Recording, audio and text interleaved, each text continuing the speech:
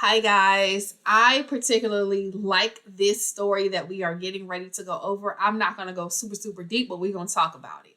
So, we are still in the first book of the Bible, Genesis, and we are on chapter 12. We are going to pick up at verse 9, and we're going to finish it all the way through until the end of the chapter on verse 20. This just a quick recap so that we understand where we're going. This is a story of Abram and how in the last portion that we covered was the introduction to Abram. So Abram is a descendant of Shem. Shem is one of Noah's sons. And after several generations of sons and daughters, there is a man, Terah, who has 3 sons. And of these 3 sons, it is Nahor. He got his grandfather's name. There is Abram, who is the subject going forward. And there's Haran, who passes early, and his son Lot is the nephew of Abram. And Abram kind of takes him on, carries him with him to make sure that he is supported and has a family structure. Just because your father passed doesn't mean that you are just left up to your own devices. We are family, and we are here with you. And so we have, at the start of this story, we have Abram, we have Lot, and we have Sarai. Sarai is Abram's wife. She is unable to have children. And the promise that God gave Abram is, hey, pack up everything. I want you to travel. When you get to where you're going, I will show you that you made it. Like, just walk and I will show you where you're going to end up. And along this journey so far, God has promised him 2 very impossible things. One, that he would have the land that he's walking on. 2 is that he would have children. And the problem and what makes these impossible is his wife is unable to have children. He's 75 years old. I think at this point they would have figured out that it's not working. But his wife is unable to have children. So the offspring is kind of an impossible thing. And the land, he is a foreigner. This is not the land of his family. This is not land that he's standing to inherit. This is God promising him some strange land that he's walking on. And these things are impossibilities to him, but absolutely possible for God. And so when he's given these things, these promises from God, he worships, because why not trust? So when we see Abram start off in verse 9, so we are in Genesis, still the first book of the Bible, chapter 12, and it is verse 9 through 20. So in verse 9, it says that Abram journeyed. So he is still just traveling. He'll stop for a while and rest, and they load everything back up, and they get back on the road and they travel. So he journeys, and there is a famine. A famine means that there is no food growing. There is something wrong with the ground, and there's not enough food to serve the population. There is a food drought. And so this famine is in the land, and Abram is like, we're going to go head down to Egypt. Egypt has plenty of resources. It is bountiful and plentiful. They have figured out this agricultural thing, and they always have food. So we're going to go there so that we can survive this famine until whatever's going on it works itself out. And so in verse 11, he turns to his wife, Sarai, and he says to her, he said, girl, you know you are gorgeous. You are so amazing. Now, Sarai is 10 years younger than Abram. Abram is 75 when he leaves. She is 65 when she leaves. So she is in her late 60s at this point. And he said, you are so beautiful that you know when these Egyptians see you, they gonna kill me to take you. And in verse 12, it says, this is his wife. They'll kill me, but they'll let you live. And just so that we all understand, it is not okay to marry a married woman, but it is okay to marry a widow. So in some cultures and in some groups of people, you know, if they want her bad enough, they're going to be like, go and get him out of here, because I can't marry a married woman, but our widow I will bring home. So his fear, did you hear the word? His fear is that they will kill him so that they can have her. So he says, tell them you're my sister so that I'll be okay and they'll spare my life. Because while I cannot marry a married woman, if it's his sister, it makes sense for her to be traveling with him because he will be taking care of her and providing for her because she does not have a husband. And we'll figure out the rest later. If they want you, then they won't kill me because they don't have any reason to kill me. You're looked at as a single woman. And I don't know what the rest of the plan was. It doesn't tell us the rest of the plan. I don't know how he intended to get his wife back if they decided they want her, but it would spare his life. So he was in fear of his life because he's a foreigner traveling through foreign lands, and everything he has, everything he owns, everything that's dear and important to him is with him right now. So we have to be careful about letting fear decide what we're going to do and make us, don't let fear get you in a plan. And now you doing something crazy, like telling people your wife is your sister, because what do you do if they decide they want to marry her? Now you don't have a wife anymore. So he says, tell them you're my sister so that they'll spare my life. And just like he thought, when they got to Egypt, in verse 14, the Egyptians saw that she was very beautiful. I want to be like her when I'm older. I want to grow up and be like Sarai. She was gorgeous to the point where they weren't even concerned with her age. She was so beautiful. They were like, come on, bring her here. I want her. Let's bring her into my camp. She needs to see the king. The Pharaoh needs to see her. And so in verse 15, it says, when the officials of Pharaoh, when the Egyptians saw that she was beautiful, the officials of Pharaoh, the people who work in the palace, the people who are that are his servants, the people that are his staff in this palace, see her, and they go to Pharaoh and be like, look, we got some visitors that came into town, and this woman is so beautiful. You have got to see her. But we're going to go get her and bring her to you so you can see her. And so in verse 16, because they believe that this is his sister, they pay a bride price to her brother for her. So they give him sheep and oxen and donkeys and male and female slaves.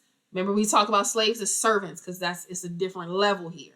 But they bring them camels. They've got, and in some versions of the Bible, you see men servants and maiden servants because they're servants. It's a servitude. It's not slavery in the way we remember slavery. And so he just gives him all types of gifts. She's so beautiful that now he is like, reward him. Give him whatever he wants. Matter of fact, give him all of this stuff. And if he wants some more, he can have some more. But give him all of this stuff just to let him know I got enough to provide for her. That's the purpose of a bride price. I can provide for her, and he doesn't have to worry. Here's a show of what I have.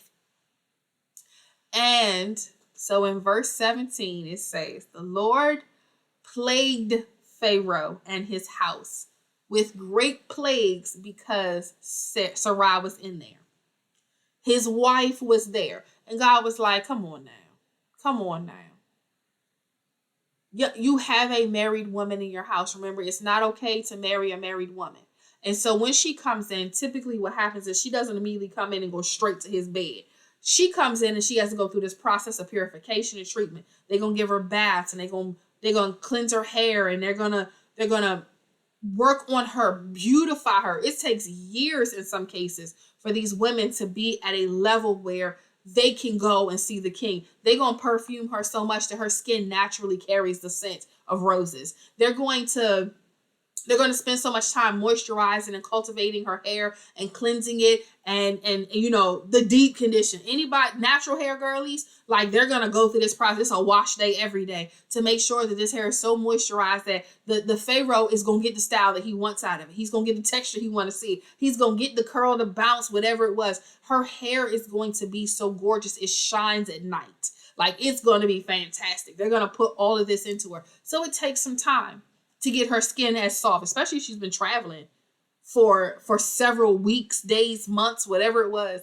They're going to spend some time beautifying and purifying this woman. So she doesn't immediately jump in there. But while she is in the house, while she is going through this beautification process, this time where she's learning to eat the special diet and all these other things that are happening to make her ready to meet the king, their house is being afflicted by plagues. Plagues like infertility. For some reason, nobody in the entire kingdom for the last couple of months has gotten pregnant, because God was like, as long as this man's wife is in your house, as long as this woman is here, nope, because this is mine. I'm going to make it so you can't touch her. Because I don't want her to be touched by you. I'm going to make it so you can't. And so there are great plagues in verse 17 that happen. And so in verse 18, Pharaoh calls Abram and was like, hey, what'd you do, friend? What did you do? Why didn't you tell me this was your wife? Why did you say she's your sister? Why would you tell me that? Get out of here, man. Take your wife and go. Go far, far away. Go. You set me up for failure by not being honest. All you had to do was be honest. She's pretty, but she wasn't pretty to look at whether she was in my house or your house. She's pretty, but she's not worth everything that it's costing me. You should have just been honest. And so he said, take your wife and go. And when you go, take everything that I gave you with you. Just take it. I don't want nothing back. Take her, take your stuff, and go. And so in verse 20, Pharaoh passes, the Pharaoh tells the men, his staff, this, and they provide Abram what he needs to go on about his business. So, just a quick recap. This is one of my favorite stories because I think it shows us sometimes how we react. God told him, I'm going to give you land that you're a stranger on. This is land that he didn't expect, didn't know anything about, any of that stuff. He trusted God and believed. God says, I'm going to go ahead and I'm going to give you children from a wife who can't have children. And he trusted God and he believed. And he praised God. He built an altar. He invoked the name of the Lord. He praised, he worshiped, and he called on God and with great thanks. And then God says to him, and then he goes to Egypt. It didn't say God sent him to Egypt. It said he went to Egypt because it was a famine in the land. So one, let's not make decisions without God. God could have probably advised him to do something very different. Probably, but if you trust God to provide a land that's not yours and provide children that you can't have, why couldn't you trust him for dinner? So sometimes we allow fear, we allow these thoughts to overwhelm us or concern us about our well-being, believing that we have to do it in our own strength, and we don't. He could have went to God and be like, hey, God, you told me to come out here where this land is, and now it's the food drying up, and it's a little hungry in this town, and I need to know what to do. And he did not. Just because God has a great promise on you, a great call on you, a great weight on you, it doesn't mean that you're going to get it right every time. But when you mess it up and they call you on it, be honest and let it go. Don't, because this situation could have been very different if Abram was like, no, she's totally my sister. She's totally my sister. The other thing is, I want us to bounce back to where I said he has brothers. His father has 3 sons. He does not have sisters. Let's not lie. Lying never ends well. It does not. It never works out in the way that we think it should. So we're going to trust God. We're not going to let fear jump in the way and make us do something crazy. When we realize that we've done something wrong, we're going to correct it and we're going to fess up. We're not going to keep passing down. When we talk through the man and the woman in the garden, we talk through Cain, especially Cain and Abel. We talk through Cain, when God was like, hey, what'd you do? He was like, I don't know what you're talking about, God. I don't even know. I'm not in charge of him. I don't know where he is. I don't know what you're talking about. You had an opportunity to fess up and you didn't. The man and the woman in the garden, Adam and Eve. In the garden, God was like, hey, what'd you do? What'd y'all do today? That's got y'all realizing that you're naked. That's got you understanding that shame exists now. What's happening here? With a woman, and the woman was like, with the serpent. Like, everybody, instead of just fessing up and saying, I messed up. Here, when Abram was presented with it and was like, what did you do?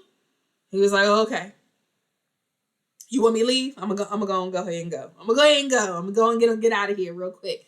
So I want us to make sure that when we mess up, don't look for the excuse. Don't look for the reason. Don't look for a way to get out of the punishment. Just go ahead, take yours. I'm sorry. I messed up. I shouldn't have said or done that. Let me fix that. I'm gonna go on and make a change. And when we can trust God for big impossible things, we can trust God on very small things too, like what's for dinner. So I hope this helps you. I hope that you hold on to this and it gets you to where you need to be. And with that, you all have a fantastic, awesome week and be blessed.